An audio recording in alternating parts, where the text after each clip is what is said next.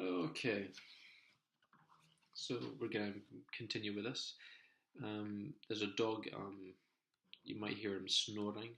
If so forgive me for that, because I'm in the kitchen. You see, he sleeps in the kitchen. Anyway, onto this.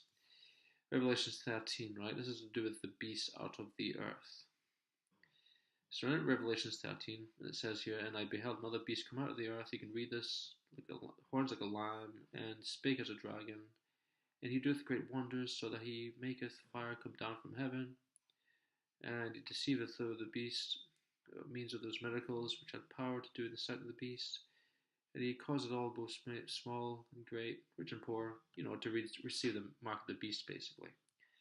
Now, if you want to know if you want to know who this beast is, which is a false prophet, you have to read Revelations 19, and that will tell you who the beast of the earth is.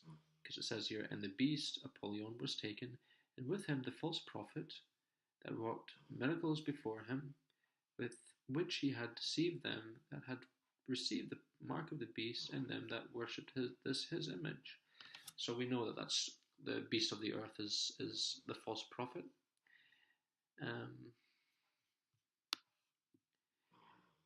Right? So we're going to move down. I'm going to go through this quickly, just so people can understand what's going on. Just because I want to make it as less boring as possible. Revelation 13, beast of the earth. "And I beheld another beast come out of the earth." Now, when we look at the word here, it says here, "exerciseth all." The key word here is all, okay? All the power. And the word power is actually translated to exousia, which is meaning authority. If you look into the Greek, it's actually authority. All the power, all the authority of the first beast before him, and causes the earth and them which dwell therein to worship the first beast, okay? Whose deadly wound was healed, okay? Right? So we've got all the power.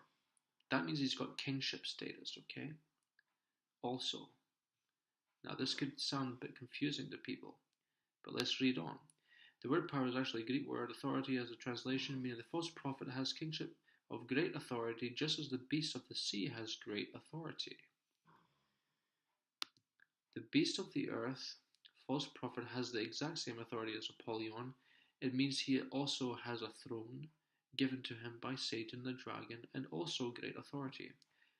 A lot of people think that the Antichrist, there will be an Antichrist and a false prophet working together, but this is actually not the case. The false prophet actually is the Antichrist. Believe it or not, he will have all the authority of the first beast. Remember, the false prophet is the one that's doing the wars. Yeah, we got to look at things logically here, right? If the false prophet had the same authority as the Antichrist, okay, let's just say there was two of them, they would never come to an agreement on anything and would continue to fight with each other now, wouldn't they? You can't have two kings. You can have two kings on the same throne. It is not possible to have two men with the same kingship status. The Antichrist is doing all the hard work by himself. The Antichrist is the false prophet. That's why, this is one of the reasons why he calls himself God. A bit like those Hindu gurus, for example, they perceive themselves as gods, So it's like that. It's a bit similar to that. That a king can also deify himself a certain way, right? But anyway, in Revelation 13, when the beast of the earth gives power to the image of the beast, okay, to the image of the beast, the Greek word translation is actually breath or spirit. A lot of people sometimes think to themselves, maybe it's a robot or something. But no, it's actually not really to do with that. It's actually it's actually given the breath of life form of power. The word is actually pneuma, meaning wind, breath, spirit. Again, it's not the form of power that is authority or miracles, but it's a form of power that gives the image of a spirit, demon to speak through, okay? But anyway, moving on. Focus on the Antichrist. This person is a false prophet and is also a king, because the false prophet has kingship status. He also speaks as a dragon, the false prophet. I am convinced he is the king of the north that speaks great things. Now we've just learned that previously that the mouth, a mouth speaking great things, and also the horns like a lamb. He'll be something very similar to Jesus. Jesus was a lamb. He will be kind and gentle, just like Jesus was, because I do believe the Antichrist knows who Jesus is. If he's around just now, that is. I don't know. But anyway, now when we look at the dragon, okay, mouth of the dragon, we know that the dragon is Satan's serpent. So in Greek it says he spoke like a dragon. So we know he does not have the mouth of Satan, but he has a mouth similar to Satan's mouth when speaking. When we look at Genesis 3, now the serpent was more subtle than any beast of the field which the Lord God had made. This means that Antichrist will be subtle as well. Okay, he'll be deceitful, won't he? Because he has a mouth as a dragon. He has a mouth that will speak lying wonders, just like in Revelation 16. The deceptions, forms of deceptions. Okay, and the serpent said unto the woman, "You shall not surely die." And you can read the rest of that if you want. It's basically about Satan just being a liar, tempting the woman. To understand the mouth, we have to look at and then of course you can see a Greek parallel in a Greek myth called Ladon, a Greek mythical dragon. Wikipedia I found on.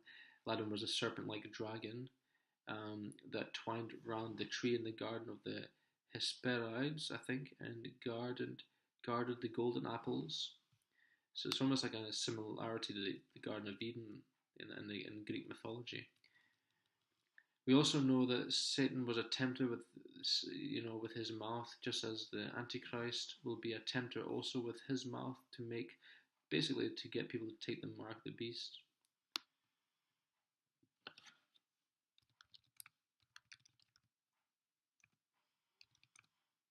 Yeah.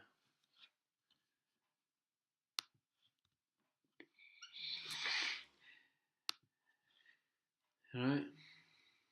Now the heads of the beast. Okay, we're going to look at the heads now. I'm going to try and race through this.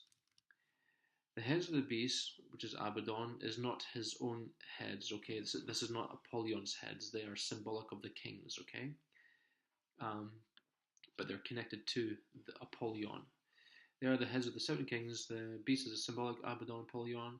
His heads are symbolic of the kings, connected to his body. The false prophet is also the head of the beast, which was wounded unto death. Okay, look at the order. It mentions 7 heads, but lastly it says one of the heads were wounded to death. Right? Also in Revelations, okay, so we know this is definitely has to be talking about the Antichrist. Also in Revelation 17, lastly it talks about the 7th king, which is the Antichrist, is also mentioned last, okay? So when it talks about the deadly wound, it gets mentioned at the very end of the sentence, and also in Revelation 17, at the very last of the sentence, it's also talking about the 7th king, who will be around for a short time. Now, when we look in Revelation 13, and I saw one of his heads wounded to death, deadly wound was healed. This is actually talking about the Antichrist's defeat in Daniel 11. If you look into Daniel 11, this is symbolic of his defeat. Okay, so I'm gonna read down this because we're running out of time. Daniel 11, he does well in war. He does well against the king of the south. This is before Antichrist gets defeated and grieves because of his loss, which is symbolic of the wounded head in Revelation 13. But he comes back to war again and takes over countries, which is symbolic of how in Revelation 13 the world wanders after the beast when his wound heals, and they say, who is able to make war with the beast? Okay, so he gets defeated, the Antichrist, in a war. He gets defeated at first, but then he comes back again, and then the world marvels after him, because he's possessed by Apollyon. Apollyon, the god of war, that goes forth conquering and to conquer. Now we look at Daniel 11, and he shall stir up, verse 25, he shall stir up his power and his courage against the king of the south with a great army, and the king of the south shall be stirred up in battle with a very great army, but he shall not stand, for they shall forecast devices against him. So this is the Antichrist starts off great in battle, okay? And when we go to Daniel 11, Antichrist king gets defeated. At the time appointed he shall return and come toward the south, but it shall not be as the former, or as the later. For the ships of Chittim shall come against him, therefore he shall be grieved, okay, he's upset because he's lost, and return, and you can read the rest if you want. Now when we look at the head of the beast,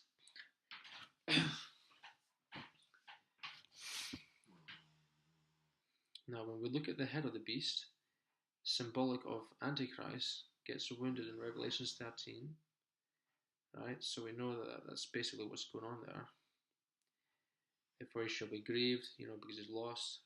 Now the head of the beast in Revelation 13, this is symbolic of him being wounded. In Daniel 11, basically this is where the part, I can't remember what verse it is, verse 36.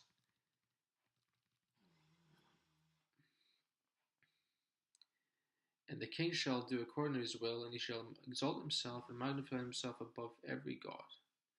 Now this part here, this is symbolic of how his head is healed and how the world marvels after the beast. They're marveling after the beast. Okay, look at the order, right? So he's talking about himself being a god, right?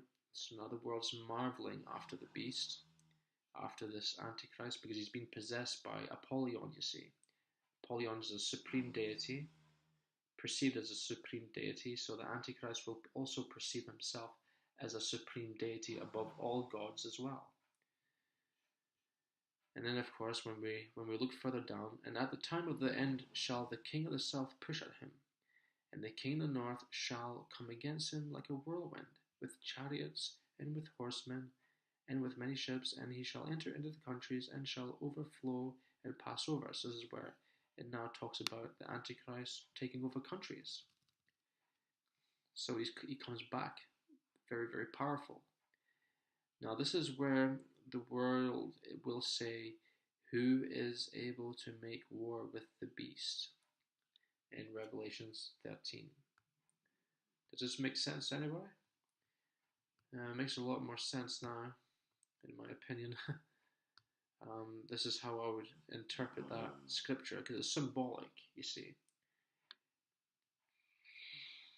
So this explains why there's a deadly wound in the first place, and why it gets healed. When the deadly wound gets healed, it means the Antichrist, the false prophet, king, is coming back stronger and goes into other countries and defeats other countries, making himself unstoppable, because he's working with Apollyon, the god of a type of war god, very powerful destroyer. So anyway, that's all I have time for, and bye for now.